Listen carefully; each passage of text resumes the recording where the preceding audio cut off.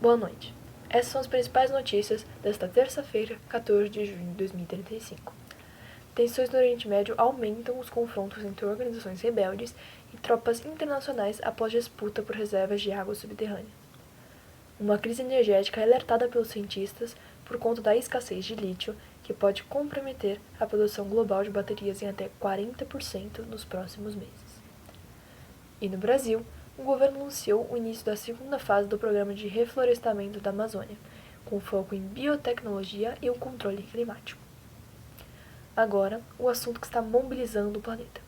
O surgimento de um fungo mortal nas geleiras da Groenlândia reacende o medo de uma nova pandemia global. O COG-32X, um organismo congelado há milhares de anos, escapou de um laboratório de contenção e já foi identificado em pelo menos 5 países. Cientistas alertam que esse pode ser o maior desafio biológico do século. Nós trazemos agora, com exclusividade, as informações mais recentes sobre esse caso que está chocando o mundo inteiro. Estamos hoje com o Dr. Miguel Ribeiro, que junto à sua equipe está observando o caso com muita seriedade. O mundo volta a enfrentar outra crise sanitária. Um fungo letal, descoberto nas geleiras derretidas da Groenlândia, escapou do controle dos pesquisadores após uma falha na contenção dos laboratórios internacionais. A Organização Mundial da Saúde, a OMS, e as demais autoridades classificam o caso como nível de alerta global máximo. O fungo COG-32X, antes restrito a ambientes congelados, está se espalhando rapidamente por diversas regiões do hemisfério norte. Para entender melhor o que está acontecendo, vamos nos conectar com o nosso repórter Pedro Navarro, que está ao vivo em Nuuk, capital da Groenlândia, próximo aos laboratórios onde o primeiro surto de infecção foi registrado. Boa noite, Pedro. Boa noite, Isabela. A situação aqui é crítica. O governo da Groenlândia decretou o estado de emergência nacional há poucas horas e já solicitou à OMS que emita um alerta sanitário global. As ruas estão praticamente desertas. O toque de recolher começou há cerca de 2 horas e desde então apenas equipes médicas e militares têm permissão para circular. De acordo com pesquisadores locais, o fungo COG-32X é altamente adaptável e se propaga pelo ar.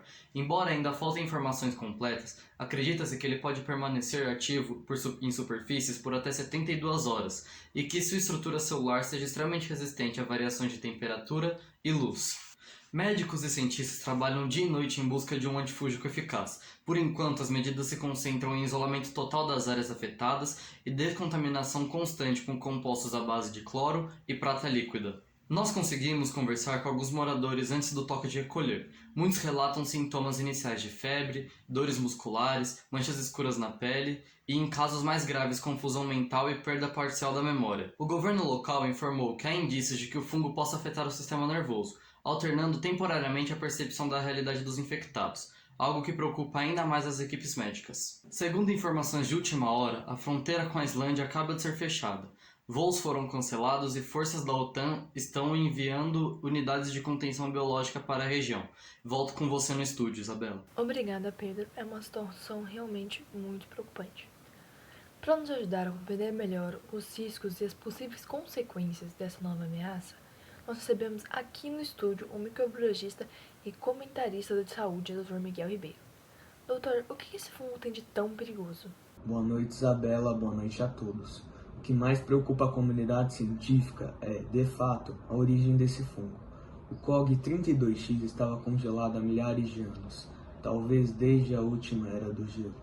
Com o degelo acelerado das calotas polares, causados pelas mudanças climáticas, organismos que estavam adormecidos há milênios voltaram a emergir. Mas o que esse fungo tem de tão único? Qual é esse grande diferencial dele? Ele não é um fungo comum. Apresenta um comportamento híbrido entre fungo e bactéria, o que o torna extremamente difícil de combater. Ele forma colônias microscópicas que se reproduzem a uma velocidade anormal, liberando esporos invisíveis que se dispersam com o vento. Além disso, há indícios de que ele tem uma forma de inteligência adaptativa, respondendo a estímulos externos e modificando a sua estrutura para resistir a medicamentos. Isso significa que mesmo tratamentos que funcionam hoje podem se tornar ineficazes em poucos dias. Como este fungo tão perigoso afeta nós os humanos? O modo como ele afeta o corpo humano, ao contrário de infecções comuns, o COG-32X não ataca apenas tecidos externos. Ele se instala nas vias respiratórias e, a partir daí, alcança o sistema nervoso, interferindo em funções cognitivas. Os relatos de perda de memória e delírio não são apenas sintomas isolados. Eles indicam que o fungo é capaz de alterar a comunicação entre os neurônios. Isso levanta uma questão inédita. Estamos diante de um patógeno que não apenas compromete o corpo, mas também a mente humana. Para piorar, os estudos iniciais mostram que ele é fotossensível, ou seja, reage à luz. Quando exposto à iluminação intensa, libera toxinas no ar, tornando o processo de descontaminação ainda mais perigoso para equipes médicas. Quais são as previsões para o nosso futuro?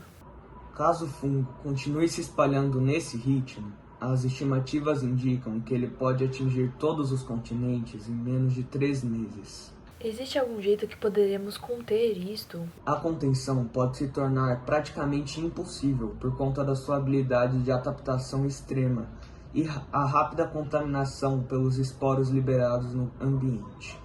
A OMS e a comunidade científica internacional já estudam medidas conjuntas, incluindo o isolamento aéreo das regiões e criação de zonas de quarentena global, semelhante às usadas no início da pandemia de 2020. Mas, dessa vez, a escala é muito maior. Realmente é uma notícia terrível, doutor.